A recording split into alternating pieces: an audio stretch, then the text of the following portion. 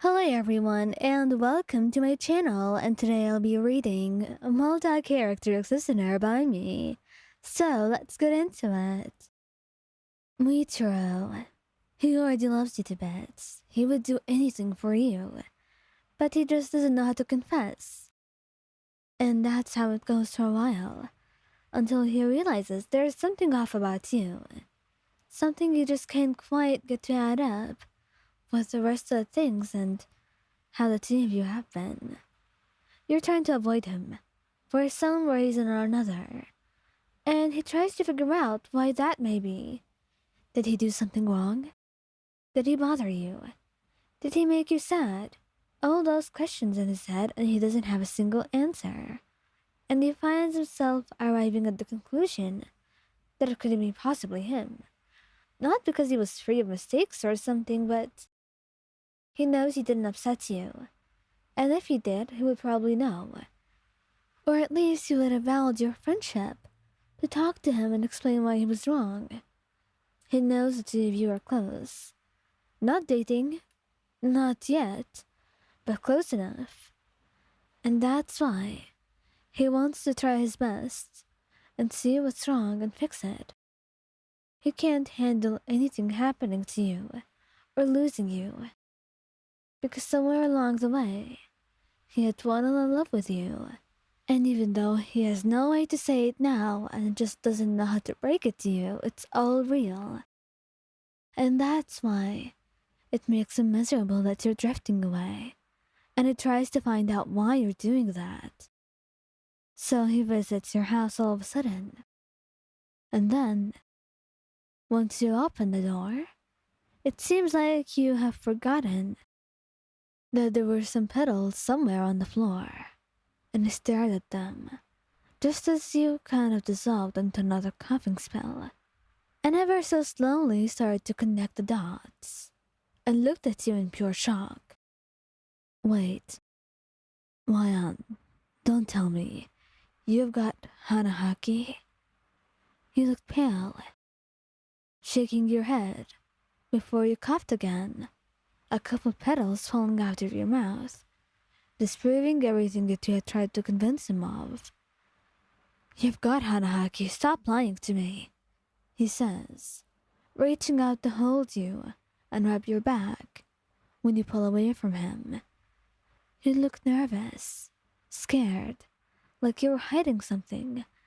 And he does know that you were hiding the hanahaki thing from him, yes. But it seems like it wasn't all. There was something that was missing.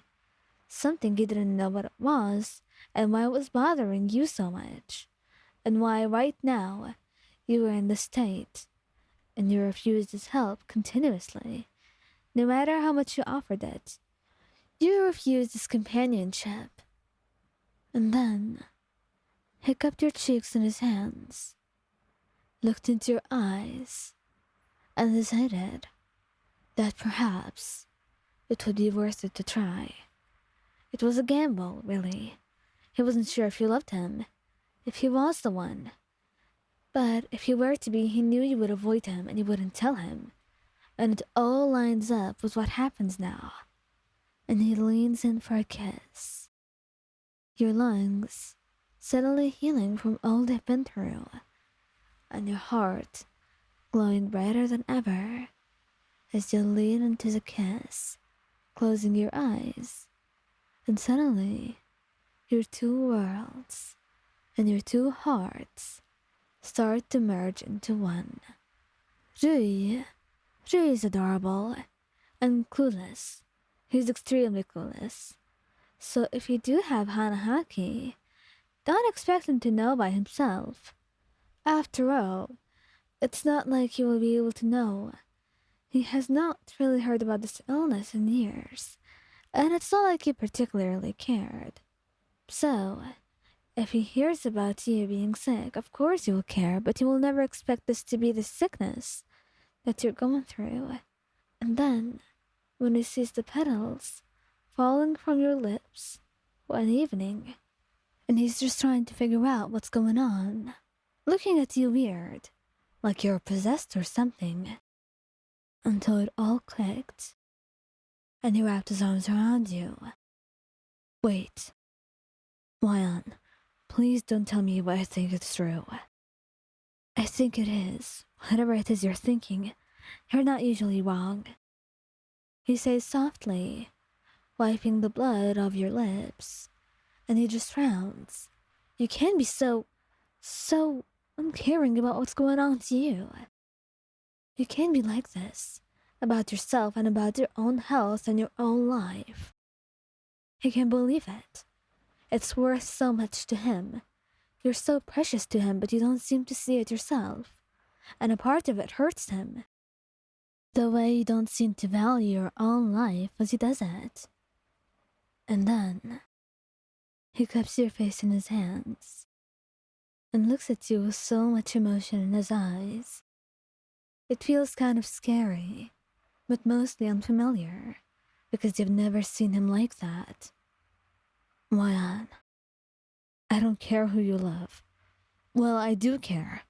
I care because it matters to me. But in the end, I want you to be okay. I love you. I can't lose you. And if you don't happen to love me, I'll find whoever it is, and I'll make sure they understand. All right? He says. And before you could even think again, you wrapped your arms around him tightly, pressing a soft kiss to his forehead. I love you. I love you so much.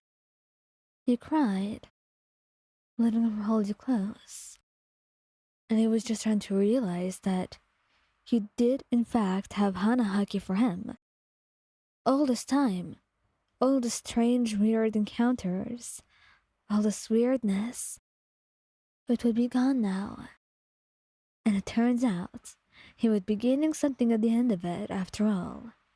Because now he knows the truth. Now he knows you love him.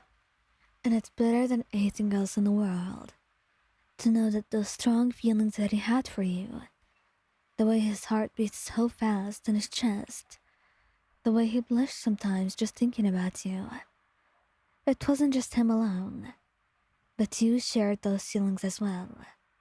And as he held you, he felt like he was the most blessed person in the world, and he would make sure that he never messes it up. This was a blessing, a chance, a gift from above, and he would cherish your love forever, in every possible way that he can, and he will make sure that he's worth it, only for you.